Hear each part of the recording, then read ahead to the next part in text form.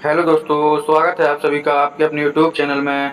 और इस वीडियो में हम डीएलएड तृतीय सेमेस्टर का जो तीसरा प्रश्न पत्र है विज्ञान, उसके हम सभी बहुविकल्पी क्वेश्चन देखने वाले हैं, जो कि आपके एग्ज़ाम से रिलेटेड बहुत ही इम्पोर्टेंट क्वेश्चन होंगे। तो चलिए आपका बिना टाइम वेस्ट किए हुए वीडियो स्टार्ट करते हैं। तो बहुविकल्पी क्वेश्चन पहला नंबर देखते हैं। एसिटिलीन का रासायनिक सूत्र क्या है?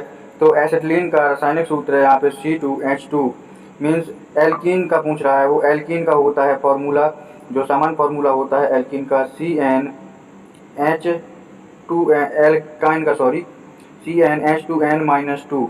ठीक है दोस्तों, ये होता है फॉर्मूला एल्काइन का, तो इसी से एसिटिलीन बना है। ये तो C2H2 हो जाएगा फॉर्मूला यहाँ पे। निकट दृष्टि दोष को दूर करने के लिए प्रयोग किया जाता है। तो अवतल लेंस यहाँ पे निकट दृष्टि दोष को दूर करने के लिए प्रयोग किया जाता है। क्वेश्चन नंबर तीसरा, समुद्री तल पर दाब मापी के पारे की ऊंचाई होती है तो 76 सेंटीमीटर होती है। क्वेश्चन नंबर चौथा, निम्नलिखित में से पत्ती से संबंधित अंग नहीं है। तो पत्ती से संबंधित अंग नहीं है यहाँ पे पर्व संधियाँ। कार्बन का अक्रिस्टलीय अपर रूप है, तो कार्बन का अक्रिस्टलीय अपर रूप लैंप ब्लैक है यहाँ पे। क्वेश्चन नंबर छठवां, पृथ्वी प्रत्येक वस्तु को अपनी ओर खींचती है, यह बताता है। तो आइजैक न्यूटन ने बताया था, मतलब ये।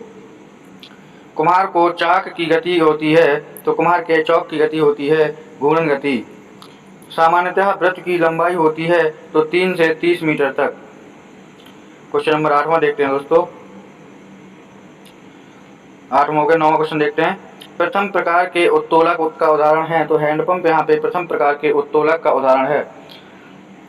क्वेश्चन नंबर 10वां, अवशेषी अंग होते हैं, तो अवशेषी अंग होते हैं अनावश्यक।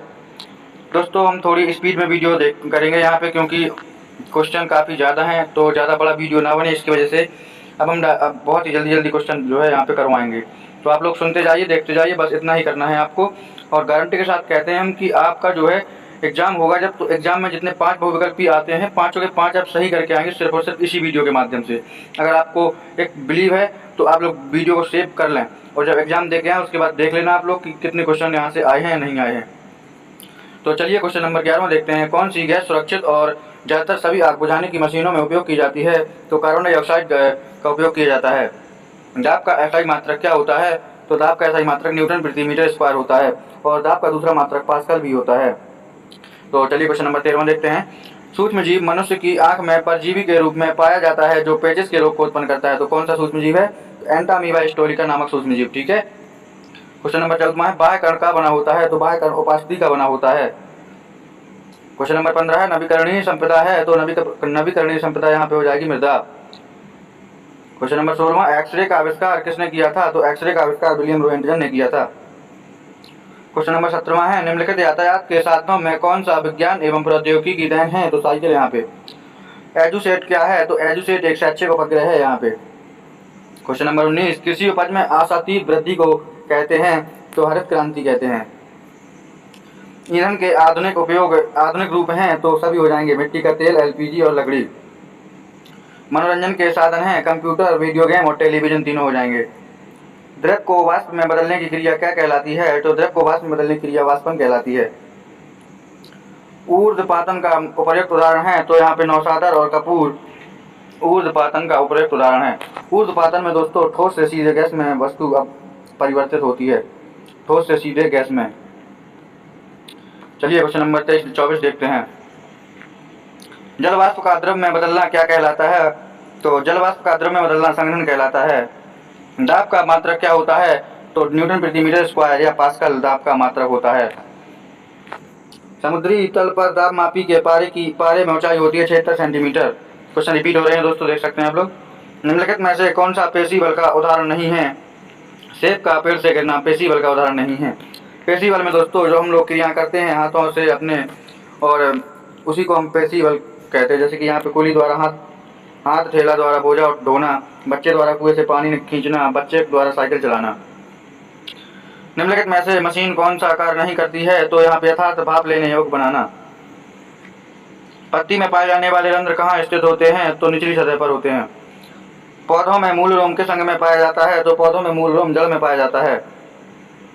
पुष्प का नर भाग निम्न में से कौन सा है? तो यहाँ पे पुंकेसर पुष्प का नर भाग हो जाएगा। एल्कीन उदाहरण है, तो एल्कीन उदाहरण यहाँ पे एथिलीन का। दोस्तों इसमें 3 होते हैं हमारे, एक होता है एल्केन, एक होता है एल्कीन, एक होता है दोस्तों एल्कीन, और एक होता है दोस्तों एल्काइन। 3 यहाँ पे जो है ये होते हैं, ठीक है, एल्केन, एल्कीन और एल्काइन। चलिए क्वेश्चन नंबर अगला देखते हैं 33। कार्बनिक यौगिकों में पाया जाता है, तो कार्बनिक यौगिकों में कार्बन पाया जाता है।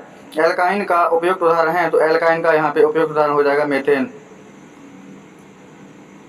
यहाँ पे दोस्तों ये गलत लगाया हुआ है, मेथेन एथेन कुछ नहीं होगा, एसिटिलीन, एसिटिलीन यहाँ पे एल्काइन का उदाहरण होगा। क्वेश्चन नंबर 35 देखते हैं। खमीर का उपयोग होता है, तो औषधि निर्माण में, अल्कोहल बनाने में, बेकिंग पाउडर उद्योग में, सब में जो है खमीर का उपयोग होता है। भोजन संरक्षण की उपयुक्त विधि है, तो भोजन संरक्षण की है निर्जलीकरण विधि। भोजन संरक्षित करने की मुख्य विधियों में से एक है, तो भोजन शीतलन विधि, फ्रिज में स्टोर कर देते हैं हम लोग खाना, उसी को शीतलन विधि कहते हैं। खाने एवं खनिज अधिनियम पारित हुआ था, तो 1948 में। अभ्रक का उपयोग किया जाता है, तो विद्युत उद्योग में।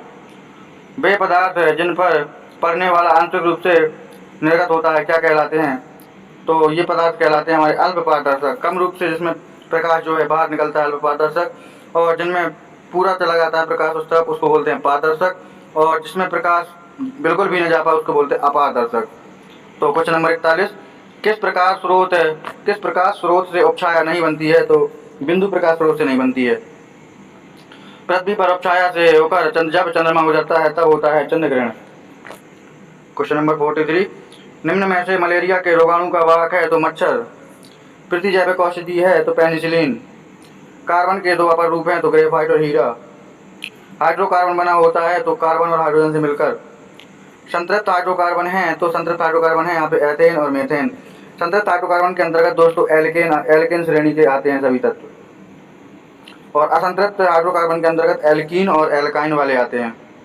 क्वेश्चन नंबर 48 है। प्रकृति में कार्बन पाया जाता है, तो मुक्त अवस्था में और यौगिक अवस्था में, दोनों में।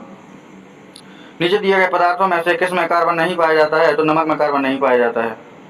एलपीजी कुकिंग गैस में सबसे अधिक मात्रा में किस गैस की है, तो ब्यूटेन की। इंसुलिन हार्मोन की कमी से होता है, तो डायबिटीज। ध्वनि की माप की जाती है, तो डेसिबल में। क्वेश्चन नंबर 53 है। हमारे शरीर का सामान्य ताप होता है, तो 37 डिग्री सेंटीग्रेड। Question number 54। रक्त में किसकी मात्रा अधिक होने से मधुमेह होता है, तो मधुमेह होता है ग्लूकोज की मात्रा अधिक होने से। स्त्रियों में मधुमेह होने की संभावना किस अवस्था में होती है, तो गर्भावस्था में। कोरोना रोग है, तो कोरोना रोग है यहाँ पे संक्रामक। मधुमेह में रोगी को कौन सी दवा दी जाती है, तो इंसुलिन की दवा। उच्च रक्तचाप कितने प्रकार का होता है, तो 3 प्रकार का। पर्यावरण दिवस मनाया जाता है 5 जून को। पृथ्वी के चारों ओर कितनी ऊंचाई तक वायुमंडल का विस्तार है, तो लगभग 60 किलोमीटर। बर्फ का तापमान होता है 0 डिग्री सेंटीग्रेड। द्रव के जल वाष्प में बदलने की क्रिया को क्या कहते हैं, तो यहाँ पे वाष्पन कहते हैं। 20 डिग्री सेंटीग्रेड को फ़ारेनहाइट में बदलना है दोस्तों, तो यहाँ पे आप लोग देख सकते हैं कि ये फार्मूला होता है C/5 F-32/9। यहाँ पे जब C की जगह पे 20 रख देंगे दोस्तों, तो 4 कट जाएगा ये यहाँ पे, और 36 हो जाएगा, 4 पत्ते इस तरफ आ जाएगा। 64। थर्मामीटर बनाने में पारा उपयोग में लेते हैं क्योंकि इसका क्वथनांक अधिक होता है। सूर्य का ताप नापा जाता है, तो उत्ताप मापी से। 1 कैलोरी होती है 4.18 जूल। 4.18 जूल। ऊष्मा का सुचालक है, तो ऊष्मा का सुचालक है लकड़ी, तांबा है यहाँ पे, ये तो कुचालक हो जाएगा लकड़ी। सूर्य से गर्मी पृथ्वी तक आती है, तो ये आती है हमारे विकिरण द्वारा। कुकर में प्लास्टिक का हैंडल लगा होता है क्योंकि हैंडल गर्म ना हो। अंग्रेजी के किस अक्षर को समतल दर्पण पर द्वारा बना प्रतिबिंब अक्षर की तरह नहीं होगा, तो एन का नहीं होगा यहाँ पे। तबले में ध्वनि उत्पन्न होती है, तो आघात करने से। सितार में ध्वनि उत्पन्न होती है, तो खींचने से। ध्वनि की चाल सबसे अधिक होती है, तो ठोस में। बैरोमीटर से नापा जाता है, तो वायुमंडलीय दाब। ग्रीन हाउस प्रभाव का कारण है, तो ग्रीन हाउस प्रभाव का कारण वायु प्रदूषण। किस प्रकार स्रोत से छाया नहीं बनती है, तो बिंदु प्रकाश स्रोत से। क्वेश्चन नंबर 77 है। जब पृथ्वी की उपछाया से होकर चंद्रमा हो जाता है, तो पूर्ण चंद्र ग्रहण होता है, सूर्य ग्रहण होता है। जब पृथ्वी की उपछाया से होकर चंद्रमा हो जाता है, तो सूर्य ग्रहण होता है। जलवाष्प के द्रव में बदलने की क्रिया को क्या कहते हैं, तो संघनन कहते हैं। बर्फ का तापमान होता है, तो 0 डिग्री सेंटीग्रेड। ऊष्मा स्थानांतरण की विकिरण विधि में माध्यम आवश्यक नहीं है। ध्रुवों में ऊष्मा का संचरण होता है, तो सम्मान द्वारा। ऊष्मा दाह्यता का मात्रक होता है तो कैलोरी प्रति डिग्री सेंटीग्रेड। कड़ुआ रोग लगता है तो गेहूँ में। चीनी उद्योग में गन्ने के रस को रंगहीन करने में प्रयुक्त करते हैं तो जंतु चारकोल। ध्वनि की चाल सबसे अधिक होती है तो ठोस में। निम्नलिखित में दाब से संबंधित नियम है तो पास्कल नियम। मधुमेह रोग निम्नलिखित का स्राव कम हो जाता है तो इंसुलिन। पनीर सिरका डबल रोटी बनाने में निम्नलिखित में से उत्तरदायी सूक्ष्मजीवी है तो जीवाणु। 89 नंबर क्वेश्चन है, निम्नलिखित में से एसिटिलीन का फॉर्मूला क्या है तो C2H2। जब वस्तु अवतल दर्पण के मुख्य फोकस एवं वक्रता केंद्र के मध्य रखी होती है तो प्रतिबिंब बनता है उल्टा वास्तविक वस्तु से बड़ा। अवतल दर्पण में दोस्तों एक बात याद रखना कि अवतल दर्पण में हमेशा प्रतिबिंब वास्तविक और उल्टा ही बनता है। केवल एक स्थिति, अवतल दर्पण में टोटल 6 स्थितियां बनती हैं प्रतिबिंब की। 6 स्थिति में से 5 स्थिति में दोस्तों प्रतिबिंब जो है वास्तविक उल्टा बनता है, और सिर्फ एक स्थिति ऐसी है जब वस्तु को मुख्य फोकस और ध्रुव के बीच में रख दिया जाता है, तब जाके वस्तु का प्रतिबिंब सीधा और आभासी बनता है। अवतल दर्पण की 6 स्थितियों में से एक स्थिति में, कब, जब जो है मुख्य फोकस और ध्रुव के बीच में वस्तु को रखते हैं तब जाके प्रतिबिंब आभासी और सीधा बनता है, नहीं तो वास्तविक और उल्टा बनता है 5 स्थितियों में। ठीक है, तो चलिए क्वेश्चन नंबर 91 देखते हैं। हरित लवक रहित पौधे का समूह है तो कवक हो जाएगा यहाँ पे। किसी वस्तु द्वारा प्रति सेकंड किए गए कंपनों की संख्या को कहते हैं आवृत्ति। क्वेश्चन नंबर 93 देखते हैं। वायु दाब आरोपित करती है तो यहाँ पे चारों दिशाओं में। 94 निम्नवत में से अक्रिस्टलीय कार्बन के अपर रूप हैं तो यहाँ पे हो जाएगा सुगर चारकोल। अनुप्रस्थ तरंगों में 2 तरंगों के बीच की दूरी होती है तो तरंगदैर्घ्य कहलाती है दोस्तों। थर्मामीटर, डॉक्टरी थर्मामीटर में ताप मापने का विभाजन स्केल होता है तो 95 डिग्री फ़ारेनहाइट से 110 डिग्री फ़ारेनहाइट। पेचिस नामक बीमारी में निम्नवत में से कौन सा सूक्ष्मजीव उत्तरदायी है तो एंटामीबा हिस्टोरिका। 98 नंबर क्वेश्चन है। किसी वस्तु को जल में पूर्णतः डुबोने पर उस पर लगने वाला उत्प्लावन बल बराबर वस्तु का भार, अतः वस्तु सतह पर तैरेगी। उत्प्लावन बल और वस्तु का भार यदि बराबर हो जाता है तो वस्तु सतह पर तैरने लगती है। ये आर्किमिडीज का सिद्धांत है। घड़े में रखा पानी किस विधि से ठंडा होता है तो ये होता है वाष्पन द्वारा। एजुसेट क्या है तो एक साक्ष्य उपग्रह है। 101 क्वेश्चन देखते हैं। पत्ती में पाया जाने वाला रंध्र स्थित होता है तो निचली सतह पर होता है। दाब अधिक होता है तो दाब अधिक लगता है एक पैर से खड़े होने पर। दाब का जो फॉर्मूला या सिस्टम बोल रहे हैं हम लोग दोस्तों, वो जो है जितना एरिया कम होगा उतना ही अधिक दाब लगेगा, और जितना एरिया ज़्यादा होगा उतना ही कम दाब लगेगा। क्वेश्चन नंबर 103 देखते हैं। निम्नलिखित में से किस में कार्बन नहीं पाया जाता है तो नमक में कार्बन नहीं पाया जाता है। हरित लवक पाया जाता है तो वनस्पति कोशिकाओं में। टेलीफोन का आविष्कार किसने किया था तो ग्राहम बेल ने किया था। कार्बन का क्रिस्टलीय रूप है तो हीरा यहाँ पे कार्बन का क्रिस्टलीय रूप हो जाएगा। 107 नंबर क्वेश्चन है कि द्रव के गैस में बदलने की क्रिया को क्या कहते हैं तो वाष्पीकरण कहते हैं। चना मटर की जड़ों की गांठों में पाया जाने वाला जीवाणु तो होता है राइजोबियम। 109 नंबर क्वेश्चन नहीं है दोस्तों। 108 क्वेश्चन यहाँ पे पूरे हो चुके हैं। बहुविकल्पी क्वेश्चन की ये सीरीज हमारी चल रही थी, और जैसे ही हमारी बहुविकल्पी क्वेश्चन की सीरीज खत्म हो जाएगी वैसे ही हम तुरंत जो है अति लघु उत्तरीय क्वेश्चन करवाने की सीरीज को चालू कर देंगे, जो कि आपको बहुत ही ज़्यादा मदद करेंगे आपके रिवीजन के उद्देश्य से। क्योंकि हम ये वीडियो जो है काफ़ी स्पीड में बनाते हैं। काफ़ी बच्चे कमेंट करते हैं कि सर इतना स्पीड में क्यों बढ़ाते हैं आप, तो आपको हम बता दें कि अगर वीडियो ज़्यादा स्पीड में लग रहा है आपको तो आप स्पीड इसकी स्लो कर सकते हैं। 1 पॉइंट या 2 पॉइंट स्पीड स्लो कर लें तो आपको नॉर्मल रेंज में आ जाएगा। वैसे हमने रिवीजन के उद्देश्य से ये वीडियो बनाया है, जिसकी वजह से इसकी स्पीड थोड़ी सी हम बढ़ाकर वीडियो को अपलोड करते हैं। लेकिन यदि आपको वीडियो ज़्यादा तेज़ लग रहा है तो आप लोग इस वीडियो में भी कमेंट करके हमें बता दें, तो हम अगले वीडियो से स्पीड नहीं बढ़ाएंगे वीडियो की बिल्कुल भी। ये वाला वीडियो भी हम नॉर्मल स्पीड में ही यहाँ पे अपलोड करेंगे। ठीक है दोस्तों, क्योंकि जैसा आप लोग कहेंगे हम लोग वैसा ही करेंगे। तो ये हमारी सीरीज जारी ही रहेगी। अभी हमने 3-4 वीडियो अपलोड कर दिए हैं बहुविकल्पी क्वेश्चन के। पहला पेपर हो चुका है, तीसरा पेपर हो चुका है, दूसरा हो चुका है और एक और हो चुका कोई। ठीक है, तो लगातार ये सीरीज जारी रहेगी। इसके बाद जो है तुरंत हम अति लघु उत्तरीय क्वेश्चन की सीरीज चालू करेंगे।